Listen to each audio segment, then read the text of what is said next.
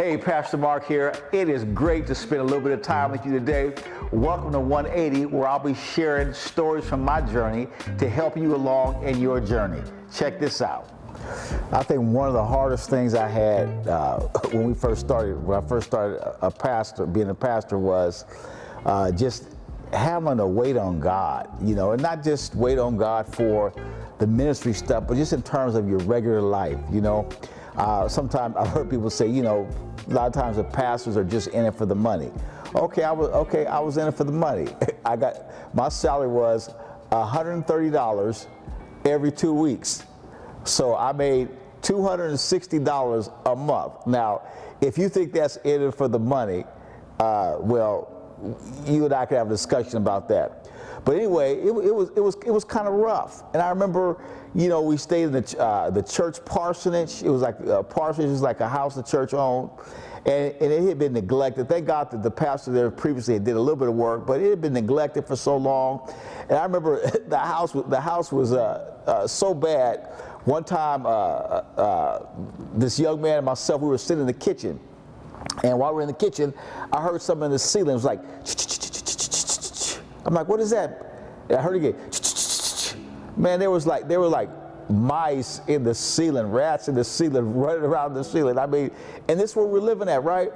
And so, what else could I do? I didn't have any money. I couldn't get rent another apartment. I didn't have no money. I couldn't go buy a house.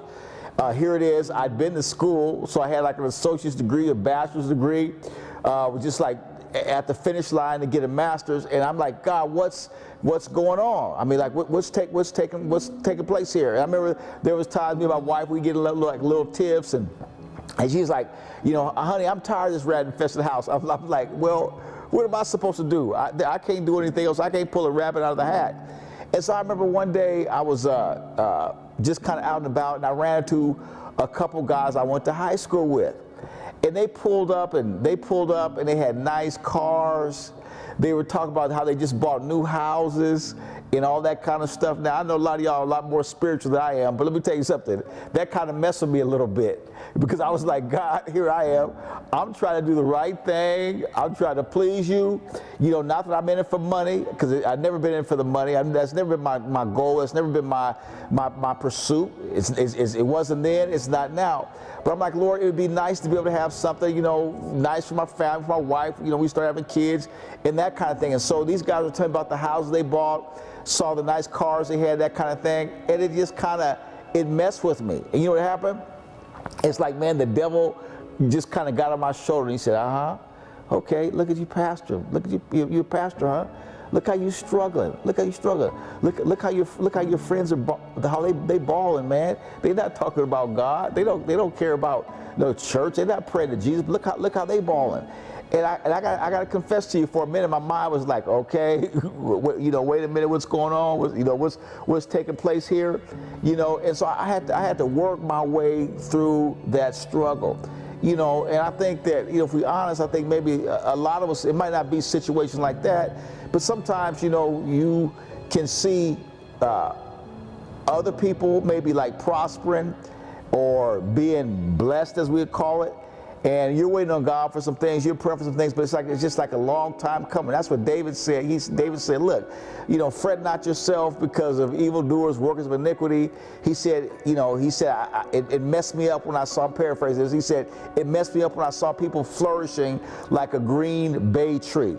And so David said, hey, God, I'm doing everything I'm supposed to do, but why am I not getting blessed? I'm doing everything I'm supposed to do, God, but why? How come none of the good things like that are coming to me? And so I had to go through that, man. I had to go through that. I had to pray through that. I had to check my mind. I had to check my motives.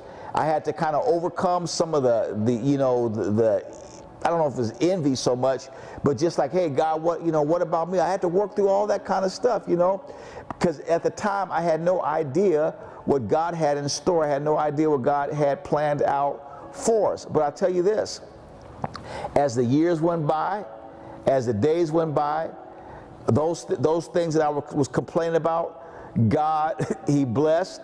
He added all those things. And the beauty is that by not pursuing those things, but pursuing his kingdom, I still have the joy and the blessing of fulfilling the purpose of God in my life. You know, that's the real joy. Any kind of car you get is going to get old, right? It's, you know, the paint's going to get scratched, the gloss is going to come off of it, the shine is going to fade. But man, the purpose of God and doing the will of God, man, there's nothing that compares to that. So I want to just encourage you, that if you're kind of going through something right now and you kind of struggling because you say, Lord, hey man, this person getting blessed over here and that person getting blessed over here, and God, I'm doing everything that I know I'm supposed to be doing, and look what's going on with me. Just chill out, relax a little bit, take a deep breath, trust God, because he's got you. And the Bible says this, that none that wait on him will ever be put to shame. And I'm a living witness that by waiting on God, God will not allow you to be put to shame, and God will fulfill the desires of your heart. See, Matthew 6:33 is true. Seek first God's kingdom and his righteousness, and all these other things shall be added unto you.